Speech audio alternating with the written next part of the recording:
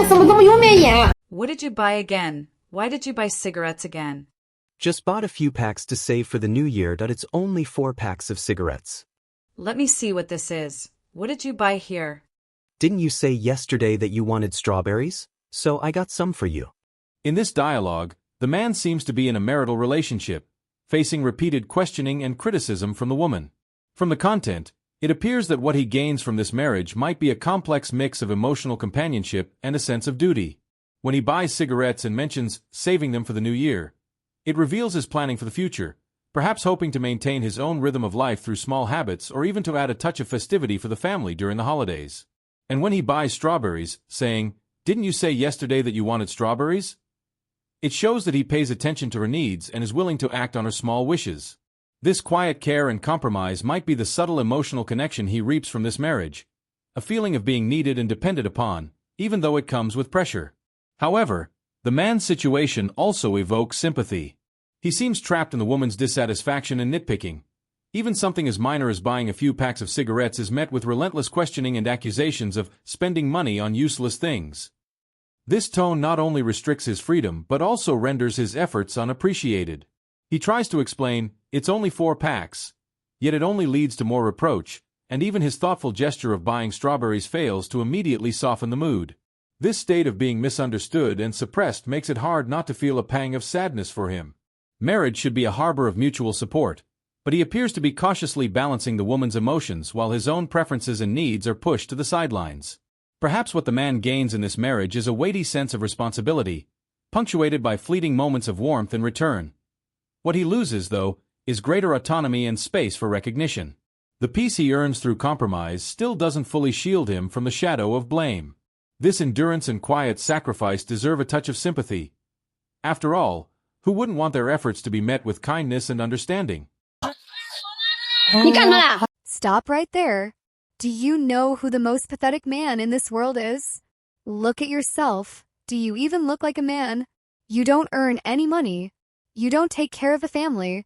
You've achieved nothing at work. No skills. No education. No talent. You can't support your wife. You don't spend time with the kids. You're in your 20s. Half your life is already gone. Do you even get that? I never should have married you. You useless piece of trash. Marrying a pig would have been more useful than you. In this dialogue brimming with anger and accusations, what the man gains from this marriage might be reduced to a heavy sense of responsibility and an endless spiral of self-doubt. The woman's words cut like knives, striking every vulnerable spot. You don't earn money, you don't care for the family, you've achieved nothing, even degrading his very existence to less useful than a pig. Yet, he chooses to remain in this relationship, perhaps because marriage offers him some sense of belonging or a duty toward the family. He might have once hoped to find direction in life through this union, even quietly striving to hold the household together, though in her eyes, these efforts are utterly worthless. This persistence itself is a hidden gain, a stubborn attachment to love, or a final struggle to cling to his sense of worth. But his plight is truly pitiable. The woman's relentless attacks strip him bare, leaving him with nothing, no skills, no education, no talent, not even the ability to support his wife or be there for his children is spared. He's only in his 20s, with life just beginning, yet she condemns him with the verdict that half his life is already gone. This verbal assault doesn't just shatter his confidence, it leaves him no ground to stand on within the marriage. He likely wrestles daily under this barrage of criticism, trying to prove himself, only to receive not a shred of recognition. Marriage should be a haven of mutual support, but for him, it's a cage filled with humiliation. Labeled as useless, he's denied even the space to breathe. Perhaps what he gains is a brutal lesson in endurance, while what he loses is the dignity of his youth and the right to be loved. Faced with such treatment, who wouldn't feel a pang of sorrow for him? He's not a perfect husband, but he doesn't deserve to be trampled like this. At 20-something, this should be a time for chasing dreams, yet he's trapped in relentless negation. This torment merits a glance of compassion from us all. 我本来是在等最后一趟公交车的，但是我发现刚刚过去了。 Hi, what are you doing here? I was originally waiting for the last bus. But I just realized it already passed. Then why don't you take a taxi back? A taxi? That's like 10 or 20 bucks. I can't bring myself to spend that. How can you not even spare 10 bucks? Don't you know? Life's really stressful these days. I've got a wife and kid to support. For an ordinary person like me, it's honestly too much to keep up with. My wife needs money for makeup, for bags, for shopping. The kid needs money when they're born, for formula, for school. I only make a few thousand a month, and it's gone in no time. 10 bucks could buy meat for 3 days worth of breakfast. So I just can't bear to spend it. It's raining outside now. Let me call you a taxi to get back. The rain's too heavy. I've got an umbrella. I'll just walk, thanks anyway. Standing in the rain after missing the last bus, he can't even bring himself to spend 10 or 20 bucks on a taxi, revealing the desperation and helplessness of his life. He admits candidly that life's really stressful, with a wife and child to support, and a monthly salary of just a few thousand evaporating in an instant. Even his stubborn insistence on meat for 3 days of breakfast becomes a small act of defiance. This frugality isn't stinginess, it's a struggle forced into a corner by reality. His wife's makeup, bags, and shopping trips, the baby's formula and schooling, every expense weighs on his shoulders like a mountain, yet he chooses to walk home, with only an umbrella as his shield. His life seems trapped between endless giving and meager returns, so ordinary it tugs at the heart. In his marriage, man too gains perhaps a heavy sense of responsibility and a deep attachment to his family. He doesn't complain about his wife's spending but quietly accepts it, even using the self-deprecating label of ordinary person to mask his bitterness. This shows he still treasures his family, willing to hold up the sky for his wife and child, even if it means trudging through the rain himself. This enduring love and loyalty to his family are the faint glimmers he reaps from marriage, a sense of being needed, though that need leaves him breathless. Yet his situation evokes sympathy. He supports his entire family on a meager wage, unable to meet even his own basic needs. Missing the bus and refusing a taxi in the rain isn't just thrift, it's a surrender of his own dignity. Marriage should be a partnership of mutual support, but he fights alone, bearing all the pressure with no one to share the load. A man like this shouldn't be crushed by life alone, his effort and perseverance deserve to be seen. His silhouette in the rain mirrors countless ordinary men, stirring both admiration and heartache. Here's a fluent English translation. What time is it? And you're still not sleeping. Go ahead and drink your beer, eat your barbecue. You've even woken up our son with all this noise. You like watching that much, huh? Here, take your son. You two can watch all night long. Watch until dawn if you want. Don't bother sleeping, don't bother taking care of the family, and don't go to work tomorrow either.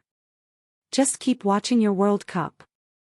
Returning home from work, this man hoped to escape reality for a fleeting moment with beer, barbecue, and the World Cup, only to be met with his wife's furious tirade.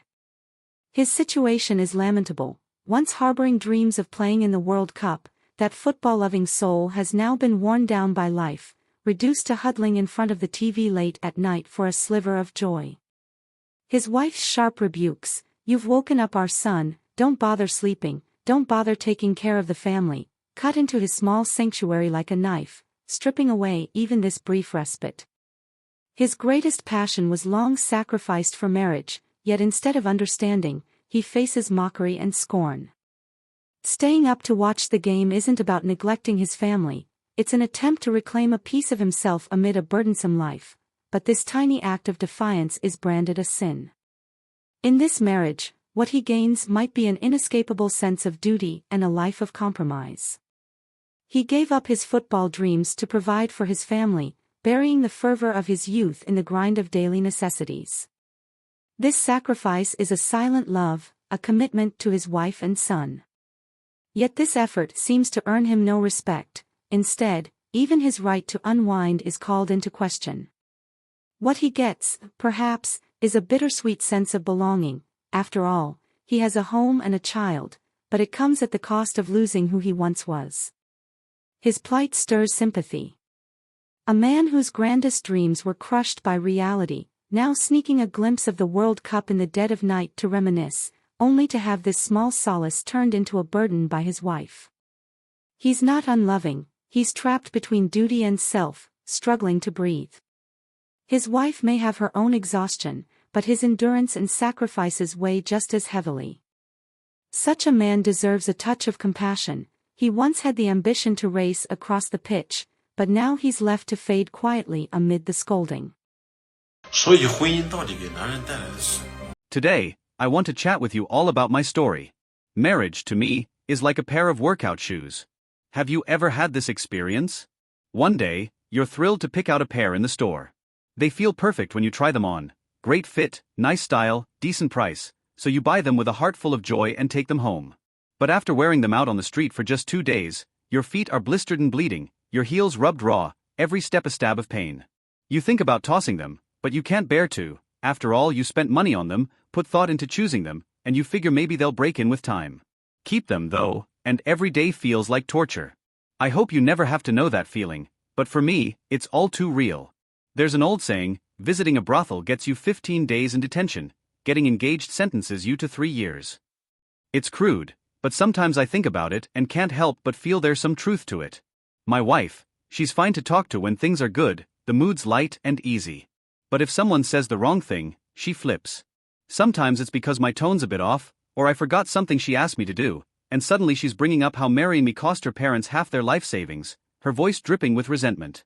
Hearing that stings. My parents poured their hearts into this marriage, their hair's gone gray from the stress, and I can't bear to burden them more. For their sake, for our kid, I grit my teeth and bear it. They say patience comes with a knife over your head, and that blade cuts deep into my exhausted heart, but I still hold on. I work my tail off every day for this family, leaving before dawn and dragging my worn-out body home at night. My hands are calloused, my shoulders ache constantly. But when I get home, I still have to tiptoe around her mood. If she's happy, I might get a couple of soft words. If she's not, I'm walking on eggshells, terrified of setting her off.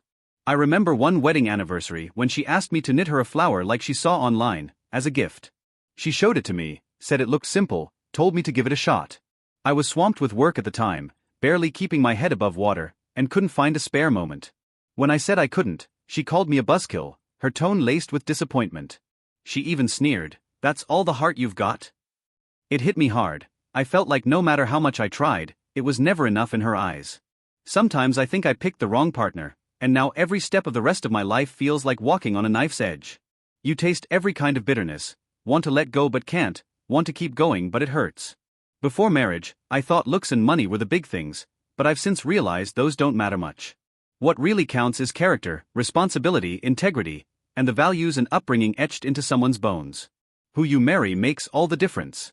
Some people step into your life like a beam of light, brightening your world, making you feel life's worth living.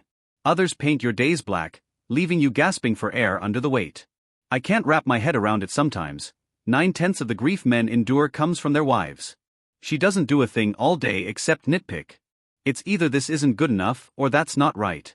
If it were something big, I'd take the criticism and own it, but it's always petty stuff, sesame seeds and mung beans.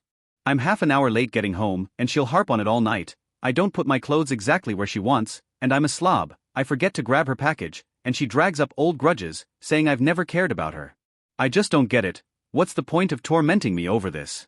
I'm human too, with flaws, not some perfect machine. These trivial things, how much do they really affect our lives? Are they worth all this fuss? One time, I was so worn out I laid it all out for her. I said, we need to care for each other and live with some grace, not keep fighting over tiny things. You tear into me every day, and I'm tired too. I thought she'd hear me out, but she didn't say a word. A couple of days later, it was back to the same old routine. Over time, life's become tasteless, like chewing wax, and bickering in the living rooms turned into a habit. I was a nervous wreck, and I started noticing I talked to her less and less. It's not that I don't want to communicate, it's that I'm scared one wrong word will light her fuse again. When she's mad, it's either days of cold silence or slamming things around in a tantrum. After too long like this, even the warmest heart goes cold. I've got a friend who's been married for decades. His wife's gentle and thoughtful, keeps the house spotless, raises the kids well. He says going home feels like stepping into a harbor. His heart's warm. Hearing that, I feel a sour pang. My home? It's a battlefield. I'm on guard every day. In the end, it's not that I don't want to talk to her, it's that I've given up on her completely. What does marriage bring a man? I don't know the answer. Maybe it's hardship, maybe it's a lesson, or maybe it just showed me reality for what it is. 其实男人这辈子受的气有90%， I've always believed that marriage isn't something you can just stumble into carelessly. Who you marry truly determines whether the rest of your life is heaven or hell. Choose the right person, and your life becomes vibrant and full of color. Choose wrong, and it's endless misery.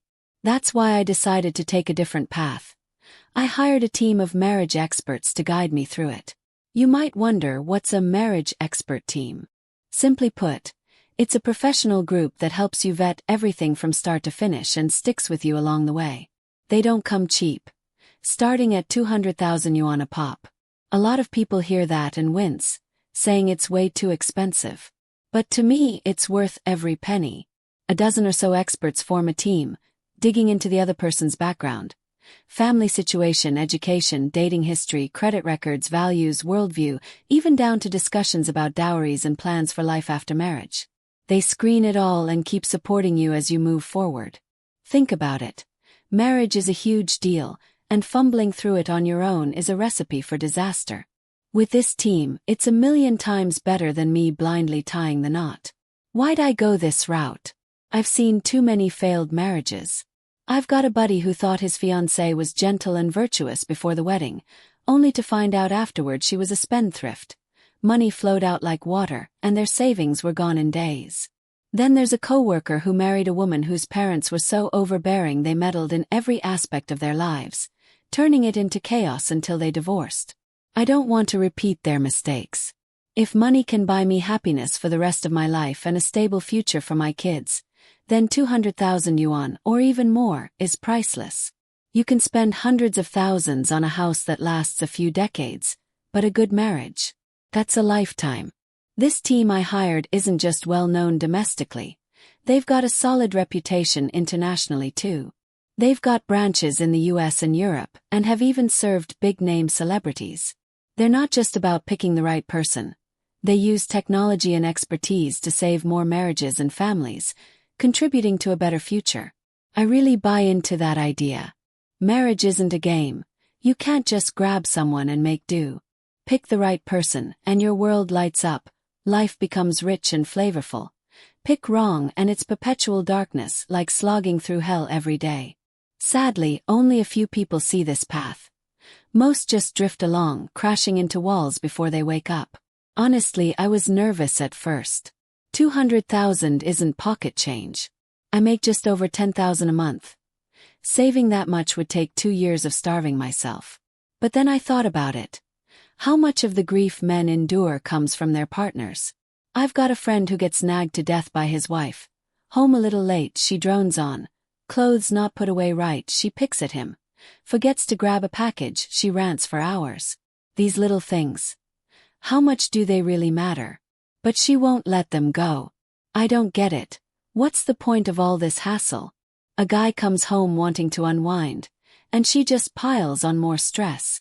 How can anyone live happily like that? I think women need to learn to care for their men. Constantly harping on trivial stuff and picking fights. Who can live comfortably like that? When a man's pent up too long, he stops talking. You think he's too lazy to speak. No, he's scared of saying the wrong thing and setting you off again. I've got a relative who's been married 5 years, fighting every day. Eventually the guy stopped coming home, crashing at the office instead. Over time his heart went cold. In the end, he didn't want to engage anymore. He'd completely given up on her. That's why I'd rather spend the money on experts than blindly leap into a pit. Marriage is like a pair of shoes. They've got to fit, or the one getting worn down is your own life. I'm not married yet, but with the team's help, I've started meeting a few prospects. They've already filtered out some duds, and I'm still getting to know the rest. I trust that with them by my side, I'll find the right person and build a solid, steady life. 到底什么才是真正的男人? When it comes to marriage, my lowest point was probably 2020. That year, living with my ex-wife pushed me to the brink. My heart went cold, but it also woke me up. I was born in '87, and when I first married my ex-wife, things were pretty sweet. In the early days, she treated me well. I'd come home from work to a cooked meal, and on weekends we'd watch movies together. Life felt warm and cozy. But everything changed when she started preparing for pregnancy. My personal life got wiped out completely. She said pregnancy was tough, that her growing belly made moving around hard. So I took on more chores, dishes, mopping, all on me. She'd complain about being tired, with backaches and soreness. So I gave her extra money to buy supplements. She had 2 cards. One for her own salary, which she spent freely, and another we'd agreed was for household savings, all in her name. Me. I paid the mortgage, put money into the household card, and after the occasional meal with friends or gas for the car, I had next to nothing left. Prenatal checkups and postpartum costs came out of my pocket too. I'd have to save up just to buy myself a new shirt. Meanwhile, her packages kept rolling in, clothes, makeup, snacks, you name it.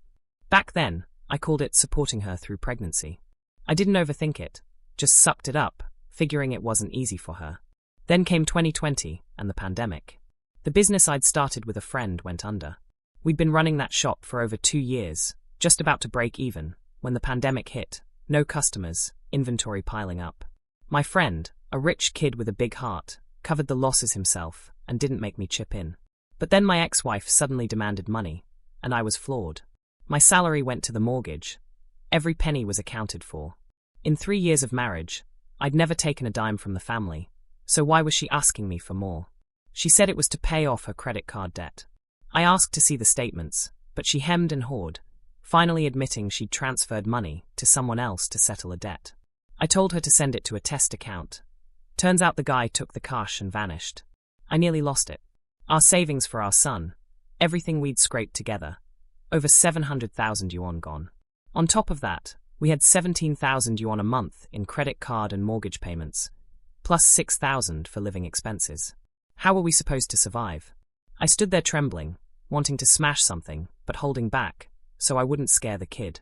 She started crying, saying it wasn't her problem, and I should figure it out. I ran around borrowing from every friend and relative I could, sold whatever I could part with. By September 2020, I'd exhausted every resource and option, but I'd only patched half the hole. The real poverty wasn't just the money, it was the life. Her grocery spending dipped a bit, but the skincare, clothes, and packages kept coming. She claimed they were cheap stuff, but couldn't she skip the 50 yuan trinkets at a time like this? She'd nag non-stop about how hard it was to raise the kid and do chores, saying men like me didn't pull their weight. But I did my share. I handled at least 40% of the housework, got up at night to soothe the baby when he cried. I'd work myself ragged all day, come home drained, and still have to placate her. Was that easy for me? Then she told me to ask my parents for money. I refused. My folks live on a modest pension. Every bit they've saved took years. How could I ask them for help? The breaking point came one day, when I thought about selling my old gaming account. I'd started it in middle school, poured money into it through college and my early working years, but hadn't touched it since we got married. I figured it could fetch some cash for the family, so I logged in to check. She was doing laundry, saw me on the game, and flipped out. She accused me of slacking off, ignoring the family to play, and when I explained I wanted to sell it for money, she didn't believe me. She threw the basin down and started yelling. That fight was brutal. Neighbors could hear it. Afterward, I packed my stuff and moved out, crashing in a tiny rental at a friend's place. I just don't get it. Shouldn't a couple support each other? Why did it have to be so transactional? Having a kid costs money. Raising him costs money. I was killing myself at work, and she still wouldn't pitch in more with the chores. When the money was gone, she blamed me for being useless. When I split the housework, she still called me lazy. If we're keeping score, how do you even tally it? That night, I got drunk with a friend, and he said something that hit me. It's not that you need a family, it's that the family needs you. It clicked. She wasn't my safe harbor. She was like a parasite, draining my money and energy without giving me any warmth. What did marriage bring me? Despair, a cold heart, and an awakening, I guess. Looking back now, I realize I need to live for myself. After the divorce, I've been on my own. Life's lean, but my heart feels free. I've started saving again, replanning my future, and I'm done letting marriage tie me down. The video is coming to an end, and if you enjoyed it, please consider subscribing. I'll keep updating with content you love, and your support is my biggest motivation to keep going. Also, feel free to leave any suggestions in the comments. I'll be picking some of your feedback from there, and those selected will get a mysterious reward from me.